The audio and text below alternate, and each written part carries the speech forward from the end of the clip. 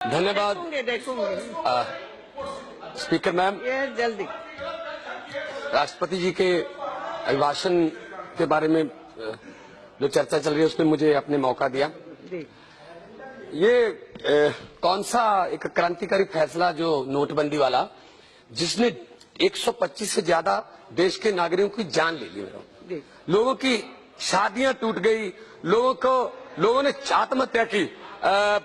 फतेहगढ़ चूड़ियां अमृतसर के पास एक गांव है मज्जूपुर, 5 दिसंबर को एक किसान की बेटी की शादी थी। 27 नवंबर को वो बैंक में गया, उसके अकाउंट में 4.25 लाख थे तो उसको पैसे नहीं मिले। अगले दिन फिर गया, नहीं मिले।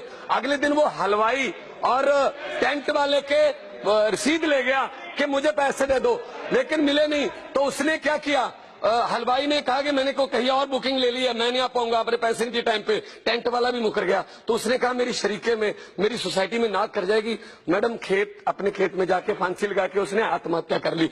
वो लड़की क्या कह रही थी, मोदी जी से पूछिए। लड़की ने कहा कि 5 तारीख को इस घर से मेरी डोली उठनी थी, लेकिन उससे पहले मुझे अपने पिता की अर्थी उठानी पड़ी। कौन जवाब देगा इसका? कौन जवाब देगा इसका?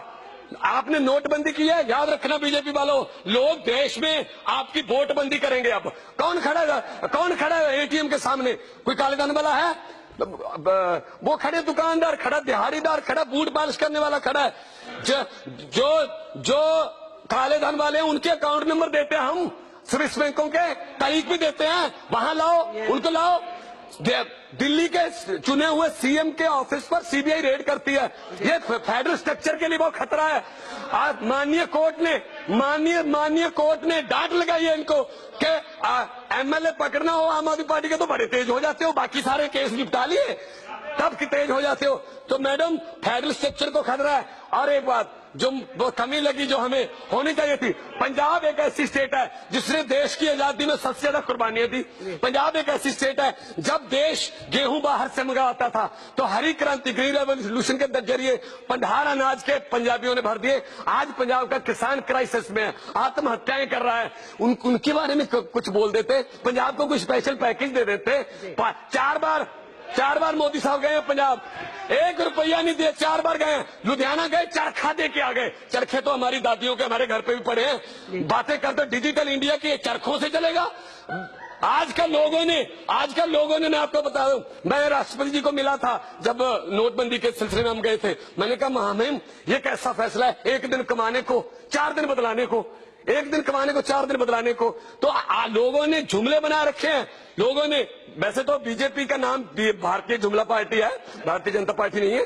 तो मैं ये कहना चाहता हूं कि जापान के प्रधानमंत्री आए, उनसे बुलेट ट्रेन का वादा ले लिया। उसके बाद अगले दिन वाराणसी में 2 घंटे वो आरती करते रहे। तो उसने कहा, प्रधानमंत्री ने, अगर आपके पास इतना टाइम है तो बुलेट ट्रेन क्या करनी है आपने? तो ये यहाँ ऐसी बातें करके धर्म की राजनीति कर रहे हैं, नफरत की राजनीति करते हैं, अत्याचार हो रहे हैं लोगों पर। लेकिन क्या है, मोदी साहब कह रहे हैं, प्रधानमंत्री जी कह रहे हैं 50 दिन और दे दो। पहले कहते 100 दिन में काला धन लाऊंगा। काले धन की बात छोड़ो, जो हमारे घर पे था वो भी ले गए, वो भी छीन लिया हमसे। विदेशों से काला धन बाद में ले आना, पहले प्रधानमंत्री जी को बुला लो। पहली बार भारत को एक अंतर्राष्ट्रीय प्रधानमंत्री मिला है, अंतर्राष्ट्रीय। मैं सख्त इस बात पे मैं आपसे जरिए आग्रह करूंगा। पंजाब के किसानों के बारे में, पंजाब इंडस्ट्री बर्बाद कर दी, पंजाब का यूथ जो है बर्बाद करके रख दिया इन लोगों ने। आप ही की सरकार है वहां पे।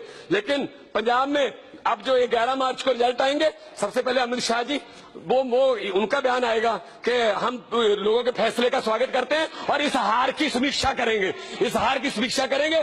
सो मैं मैडम, मैं ये बात आपके जरिए रखना चाहता हूं कि आखिर में एक शेर बोल के मैं बैठ जाऊंगा, मैं ज्यादा टाइम नहीं लूंगा, कि नदी के किनारे अगर ये राजनीतिक लोग बस जाएं तो लोगों के होंठ 2 घूंट पानी के लिए भी तरस जाएं। गनीमत है कि मौसम पर इनकी चलती नहीं, वरना सभी के सभी बादल भी इन राजनीतियों के लोगों के खेतों में बरस जाएं। बहुत बहुत धन्यवाद मैम, बहुत बहुत शुक्रिया। जोश के मणि।